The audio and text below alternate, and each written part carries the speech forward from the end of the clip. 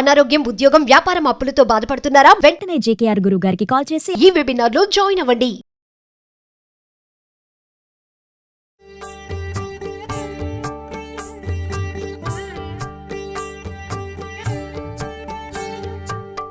నమస్కారం. రామాయణ కథ చెప్పుకుంటున్నాం. శతానందులు శ్రీరామ లక్ష్మణులు ఇద్దరికీ విశ్వామిత్ర గాథ చెప్తున్నారు. ఆ ఘట్టంలో ఉన్నాం. అయితే విశ్వామిత్రుడు వశిష్ఠుడితోటి వైరం పెంచుకుని క్షత్రియ తేజస్సుతోటి ఈ బ్రహ్మ తేజాన్ని అడ్డుకోలేమని భావించి బ్రాహ్మణ్యాన్ని సాధించడం కోసం మళ్ళీ తపస్సుకి వెళ్ళాడని చెప్తున్నారు. ఏం చేశాడు ఈయన? పెద్ద భార్యతో, తన భార్యలో అందరినీ వదిలిపెట్టి పెద్ద భార్యను వెంట తీసుకుని దక్షిణ దిక్కుగా వెళ్ళిపోయాడట.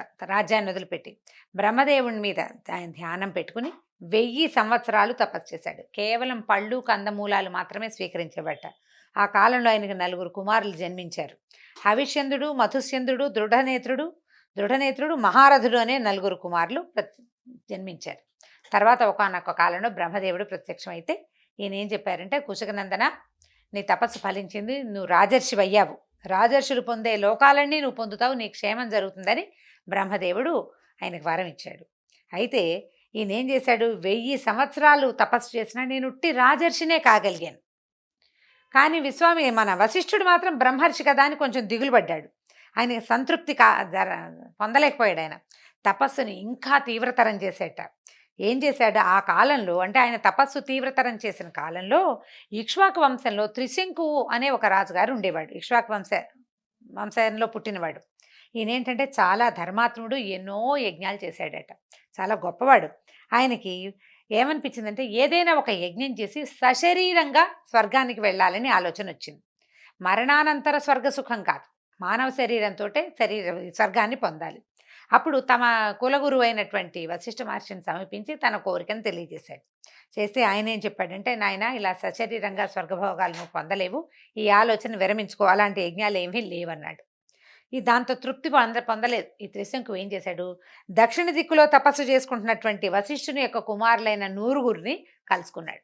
కలుసుకుని ఏం చెప్పాడు? గురుపుత్రాలు ఒక్కొక్కరిని కలిసేట విడివిడిగా, నాకు ఈ శరీరంతో స్వర్గం పొందాలనుంది, గురువుగారు కాదన్నారు, మీరు అవకాశం ఇవ్వండి అని అడిగేసరికల్లా వాళ్ళంతా, మరి మా గురువు లేదా గురుపుత్రులే చేయించాలి, ఆయన వద్దంటే మీరైనా చేయించండి అని అడిగేసరికల్లా వాళ్ళకి చాలా కోపం వచ్చి వాళ్ళు ఏమన్నారంటే, అయ్యా, నువ్వు దుర్బుద్ధివి, సత్యవాది మహావిద్వాంసుడైన గురువుని కాదని నువ్వు ఇంకొకళ్ళని గురువుగా ఎలా ఆశ్రయిస్తావు?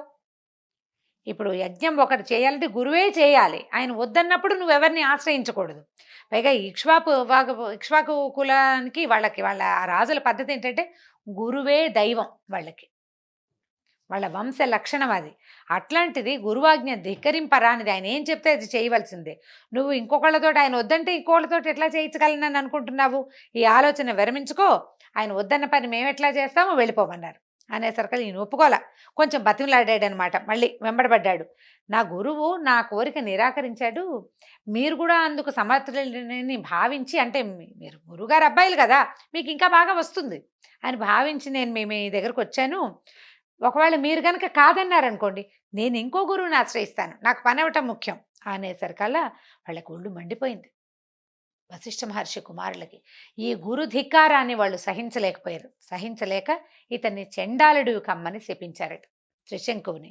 ఈయన ఎలా అయ్యాడు? మరునాడు ఉదయానికల్లా త్రిశంకుడు చెండాలుడుగా మారిపోయాడు. ఎలా అయ్యాడు? ఆకారం మారింది, శరీరం నల్లగా బొగ్గులా అయిపోయింది, వస్త్రాలని మాసి దుర్గంధపూరితాలయ్యాయి, చక్కటి కేశ సంపదంతా పోయింది, గిడసబారి వెంట్రుకలు పొట్టిగా అయిపోయాయి, ఆభరణాలు అడిపోయి పుర్రెలతో చేసిన మాలని ధరించేవాడుగా తయారయ్యాడు.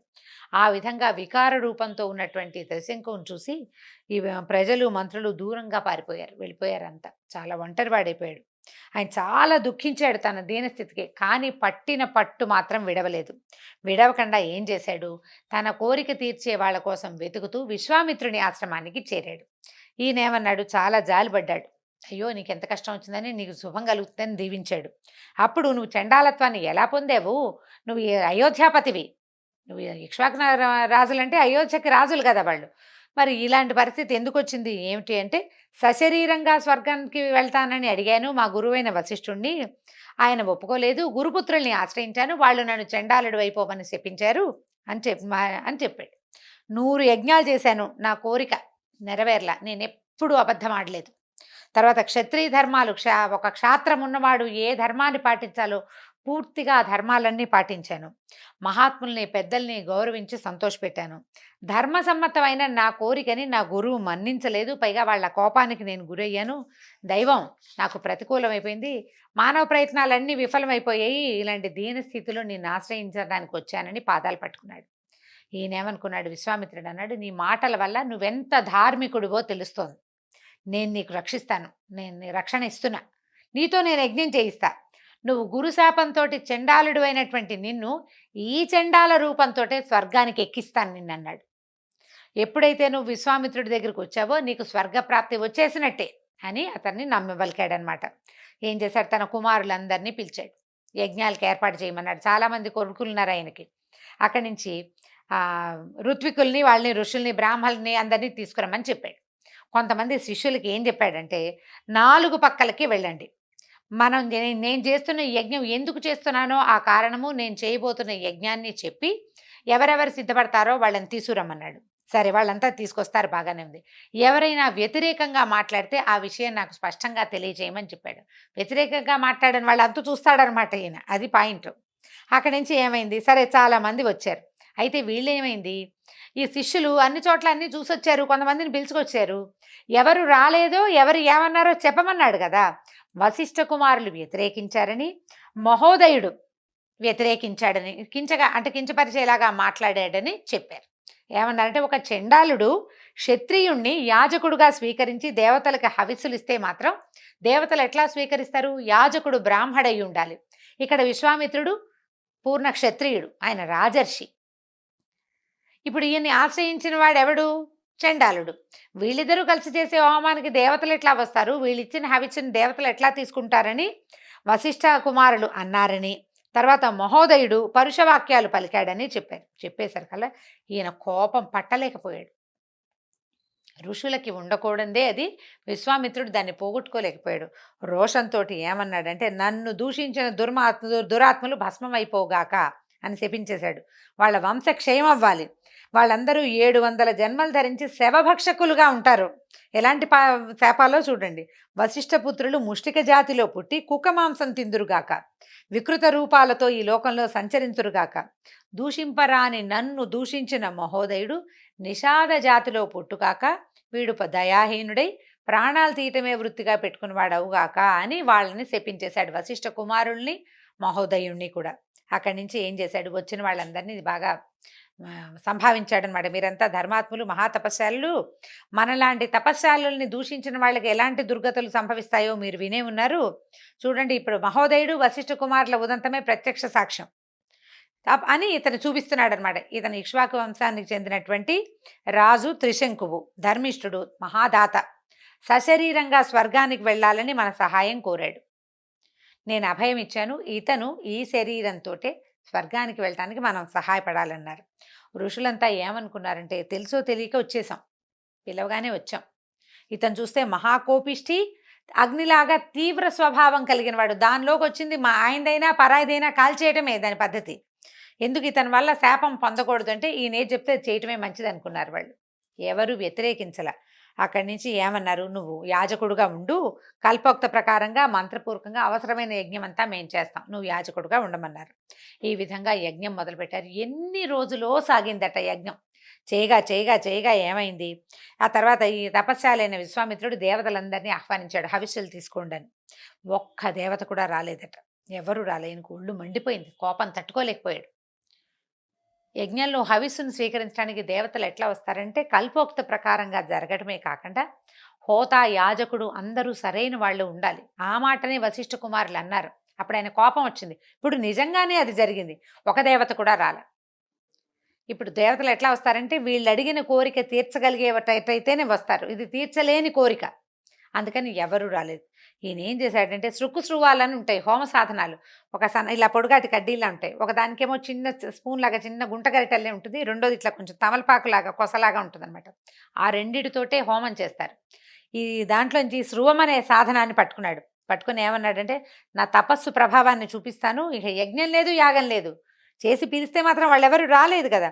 ఇంకా నా తపస్సు ఫలితం ఉంది కాబట్టి దాని ప్రభావంతో నిన్ను స్వర్గానికి పంపిస్తానని ఏమన్నాడు, శరీరంగా సశరీరంగా స్వర్గప్రవేశం చెయ్యి, ఇది ఎవ్వరికీ సాధ్యం కాదు, కేవలం విశ్వామిత్రుడు ఒకడే ఇది చేయగలడని ఈ చండాల రూపంలో ఉన్న త్రిశంకుని స్వర్గానికి పంపించాడు. ఈయన పైకి వెళ్తున్నాడు మంత్ర ప్రభావంతో. ఈ అందరూ చూస్తున్నారు, ఇంకా ఇక్కడ చాలా మంది ఉన్నారు, ఋత్విక్కులు, వాళ్ళు వీళ్ళు, ఋషులు, మహర్షులు, బ్రాహ్మలు చాలా మంది ఉన్నారు కదా, శిష్యగణం. వీళ్ళు చూస్తూ ఉండగానే త్రిశంకు లేచాడు ఆకాశంలోకి, స్వర్గం వైపు ప్రయాణం చేస్తున్నాడు. ఇంతలో ఏమైంది, దేవతాగణాలతో కూడి ఉన్న దేవేంద్రుడు త్రిశంకు స్వర్గప్రవేశం చేయటం చూశాడు. చూసేసరికల్లా ఎవడో చండాలుడు, నువ్వు మానవుడివి, ఎవడో ప్రవేశిస్తున్నాడని త్రిశంకు అని పిలిచాడు. నువ్వు మానవుడివి, గురుశాపానికి గురయ్యావు, స్వర్గంలో ఉండటానికి అర్హుడివి కాదు, కాబట్టి తిరిగిపో మూఢుడా అని అరిచి తలకిందులుగా వెళ్ళి భూమి మీద పడిపో అని పైనుంచి కేకేసి అనేసరికల్లా ఈ పైకి ఇట్లా వెళ్తున్న త్రిశంకు తలకిందులుగా అయిపోయాడు, భూమి మీద పడిపోబోతున్నాడు. కేకలు పెట్టాడు, అయ్యా విశ్వామిత్ర రక్షించు రక్షించండి. పెట్టేసరికల్లా ఏమైంది, ఈ కేకలు వినేసరికల్లా విశ్వామిత్రుడు అక్కడే ఆగిపోమన్నాడు. త్రిశంకు ఇంకా భూమిని సమీపించాలి, ఆకాశ మార్గంలోనే ఉన్నాడు. ఆగమని త్రిశంకుని ఆ ఆకాశం మధ్యంలోనే, అంటే భూమి ఆకాశాల మధ్యంలోనే ఆపేశాడు. ఆపేసి ఏం చేశాడంటే, మహర్షుల మధ్యలో నిలబడిన విశ్వామిత్రుడు రెండో బ్రహ్మలాగా అయ్యాడు ఆయన తపశ్శక్తితోటి. త్రిశంకు ఉన్న చోట దక్షిణ దిక్కులో ఉన్న త్రిశంకు అక్కడ ఉన్నాడు. అతనికి ఒక సప్తర్షి మండలాన్ని ఏర్పరిచాడు, మామూలుగా ఉన్నది కాకుండా ఇంకొక నక్షత్ర మండలాన్ని సృజిస్తానన్నాడు. ఇంకో ఇంద్రుడినైనా ప్రతిష్ఠ చేస్తా, లేదా ఇప్పుడున్న ఇంద్రుడిని తొలగిస్తానని ప్రతిజ్ఞ చేసి దేవతల్ని సృష్టించడం మొదలుపెట్టాడు. అక్కడ ఒక స్వర్గాన్ని సృష్టించే ప్రయత్నం చేశాడనమాట. చేసేసరికల్లా ఈ విశ్వామిత్రుడి ప్రతి సృష్టి కార్యక్రమాన్ని చూసి దేవతలు, దానవులు, ఋషులంతా కంగారు పడిపోయారు, కళవళ్ళ పడిపోయారు, ఇదేం విపరీతం అని. అక్కడి నుంచి ఏం చేశారు, దేవదానవులంతా పరిగెత్తుకొచ్చారు. తపోధన, నువ్వు అర్థం చేసుకో, త్రిశంకువు శాపాన్ని పొందాడు అతనికి అసలు సశరీరంగా మానవుడు స్వర్గం ప్రవేశించలేడు. ఈయన ఎంత చేసినా ఆ గురువు ఒప్పుకుంటే తప్పిస్తే ఆ శాపం పోదు, ఏం చేసినా ఇతను స్వర్గానికి రావడానికి అవకాశం లేదు ఇతనికి అనేసరికల్ విశ్వామిత్రుడు ఏమన్నాడు, నేను ఇతనికి ప్రతిజ్ఞ చేశా స్వర్గానికి పంపిస్తాను అని. ఇప్పుడు కాబట్టి పంపించాల్సిందే, నేను మాట ఇచ్చాను కాబట్టి వెనక్కి తిన్నా, ప్రతిజ్ఞాభంగానికి ప్రాణం పోయినా నేను అంగీకరించను అన్నాడు. కాబట్టి ఇప్పుడు నేను సృష్టించేశాడు, ఏమేం చేశాడు, సప్తర్షి మండలం 1, నక్షత్రమాల 1 సృష్టించాడు. మిగిలిన దేవతలను చేసే లోపల వాళ్ళంతా పరిగెత్తుకొచ్చేశారు. నేను సృష్టించిన ఈ నక్షత్రాలన్నీ అలాగే ఉండాలి, తర్వాత ఈ లోకాలు ఉన్నంత వరకు స్థిరంగా ఉండాలి, కాబట్టి మీరంతా అంగీకరిస్తేనే నేను దీనికి విరమిస్తాను, ప్రతి సృష్టి కార్యక్రమాన్ని విరమిస్తాను. త్రిశంకు స్వర్గంలో ఉండాలి, నేను సృష్టించిన నక్షత్రాలు ఖచ్చితంగా ఉండవలసిందే అనేసరికలు వీళ్ళు ఏమన్నారు దేవతలు, నీ ప్రతిజ్ఞకి ఏ భంగము రానివను, నువ్వు సృష్టించిన నక్షత్ర మండలం జ్యోతిష్ చక్రానికి యువతలు ఉంటుంది, పైన ఒక చక్రం, మనం అందరం చూసే జ్యోతిష్ చక్రం పైన ఉంది సప్తర్షి మండలం. ఈ విశ్వామిత్ర సృష్టి దక్షిణ దిక్కుగా ఉంటుందట, అన్నీ అక్కడే ఉంటాయి నాయన. ఇతను ఆ ప్రాంతంలో దేవతలతో సమానంగా ప్రకాశిస్తాడు, కానీ తల్లకిందులుగానే నివసిస్తాడు, స్వర్గమే అతనికి, త్రిశంకు స్వర్గం అంటారు. కాబట్టి ఆయన కీర్తిమంతుడై ఉంటాడు, లోకాలు ఎప్పటికీ త్రిశంకు పేరు తలుచుకుంటూనే ఉంటారు. స్వర్గంలో ఉన్న వాళ్ళందరినీ నక్షత్రాలు ఎట్లా అనుసరిస్తాయో ఈ రాజశ్రేష్ఠుణ్ణి, ఈ రాజుని, ఈ త్రిశంకుని నువ్వు సృజించిన నక్షత్రాలు అట్లా అనుసరించి ఉంటాయి అని చెప్పారు. చెప్పేసరికల్లా సరే త్రిశంకుకి ఆయనకు స్వర్గం లభించింది. విశ్వామిత్ర సృష్టి అంటారు, భూమి ఆకాశాల మధ్యలో, అంటే ఏ పని సరిగ్గా తేల్చుకోలేనప్పుడు త్రిశంకు స్వర్గం అని అంటుంటారు. పైది కాదు కిందది కాదు అనమాట, భూమి మీద ఉన్నట్టు కాదు, పైన ఉన్నట్టు కాదు. ఆ రకంగా దేవతలు, ఋషులు అందరూ బాగా చెప్పగా సరేనని ఒప్పుకున్నటువంటి విశ్వామిత్రుడు యజ్ఞాన్ని యథావిధిగా పూర్తి చేసి త్రిశంకుకి ఆ మత్స్య స్వర్గాన్ని యథావిధిగా సమర్పించేసి ఎవరి దారిని వాళ్ళు వెళ్ళిపోయారు. కానీ రాజర్షి అయినా కూడా కోపం పోగొట్టుకొని విశ్వామిత్రుడు, ఆయనకి శాంతి లేదు, సంతోషం లేదు, ఎప్పుడు తపస్సుకి భంగం కలుగుతుంది. ఇలాగే ఎవరో ఒకళ్ళు వచ్చి ఆయన తపశక్తి అంతా పాడు చేస్తారు. ఇప్పుడు త్రిశంకు కోసం చూడండి, ఇంత పని చేశాడు తన మాట చెల్లించుకోవడానికి, 1000 సంవత్సరాలు చేసిన తపఫలం అంతా దీనికి వృధా అయిపోయింది. దాంతో ఆయన మళ్ళీ తపస్సు చేసుకోవడానికి ఇంకో వైపుకి బయలుదేరట. తర్వాత కాలంలో విశ్వామిత్రుడు ఏం చేశాడో మళ్ళీ వచ్చే భాగంలో తెలుసుకుందాం. నమస్కారం.